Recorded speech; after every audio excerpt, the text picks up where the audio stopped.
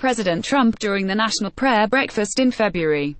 Tom Brenner, The New York Times. Last August, President Trump sat behind the resolute desk in the Oval Office and looked me straight in the eyes.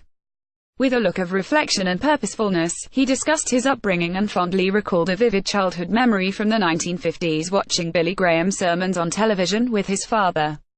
"My father was a fan of Billy Graham," the president said. He recalled how his father, Fred, attended the historic 1957 New York City crusade. M.R. Graham, who died last week at 99, brought both evangelism and evangelicalism into the main of American culture. Meanwhile, young Donald grew to be successful, wealthy and famous, culminating with his becoming the leader of the free world. In the process, he too brought evangelicals somewhere, a place so many would have never imagined, an embrace of Donald Trump. Of all the questions surrounding the current president, perhaps the most perplexing is this: how could evangelicals get behind a man like Mr. Trump, especially well-known conservative leaders who both treasure and champion morality? Constant news reports paint a picture of an out-of-control, angry, mentally unstable, reckless president who is prejudiced against all of humanity except white people with modest incomes and out-of-date values. But after interviewing scores of evangelical leaders, I have developed a different perspective. Most of the world, and even most reporters, know only the public side of President Trump. In private, evangelical leaders have come to recognize a more compassionate side.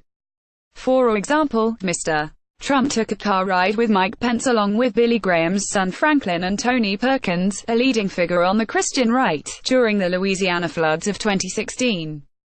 Impressed by what Franklin Graham's Christian ministry had done for flood victims, Mr. Trump told him that he was writing it a six-figure check, which Mr.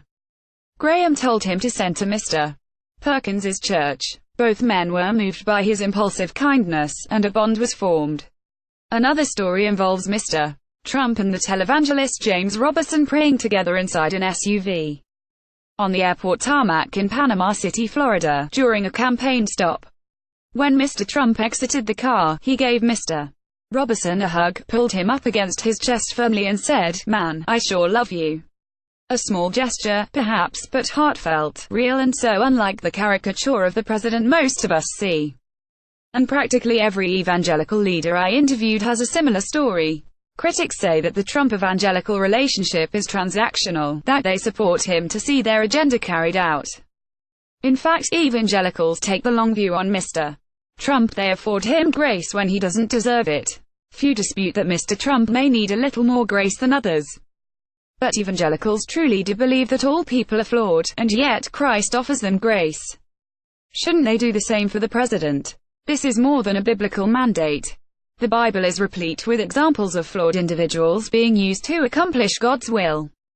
Evangelicals I interviewed said they believed that Mr. Trump was in the White House for a reason. Bishop Wayne Jackson, who is the pastor of Great Faith Ministries International in Detroit and calls himself a lifelong Democrat, remembers Mr. Trump's campaign visit to his church. He told me that the moment Mr. Trump got out of the car, the Spirit of the Lord told me that that's the next President of the United States. Evangelical leaders also see a civic obligation to speak godly counsel to him, on policy and personal matters. He is, after all, the President. And it's paying off. I've watched Mr. Trump through the lens of the faith community for years, and he has stirred the policy goods and is progressing on the spiritual ones. My reporting suggests Donald Trump is on a spiritual voyage that has accelerated in recent years, thanks to evangelicals who have employed the biblical mandate of sharing and showing God's love to him rather than shunning him. President Trump told me that he was exposed to a lot of people, from a religious standpoint, that I would have never met before. And so it has had an impact on me. This president's effect on our cultural norms has been shocking. His critics would call it appalling. Evangelicals say it's immensely satisfying. They've seen a culture deteriorate quickly in the past decade, and they're looking for a bold culture warrior to fight for them. Showing that God does indeed have a sense of humor, he gave them Mr. Trump. Yet in God's perfection, it's a match made in heaven. Mr. Trump and evangelicals share a disdain for political correctness, a world seen through absolutes, and a desire to see an America that embraces Judeo-Christian values again rather than rejecting them. Finally, why in the world wouldn't evangelicals get behind and support a man who not only is in line with most of their agenda but also has dared time and time again The victories are numerous: the courts, pro-life policies, the coming embassy in Jerusalem, and religious liberty issues, just to name a few. He easily wins the unofficial label of most evangelical-friendly United States president ever. Does Mr. Trump have moral failings?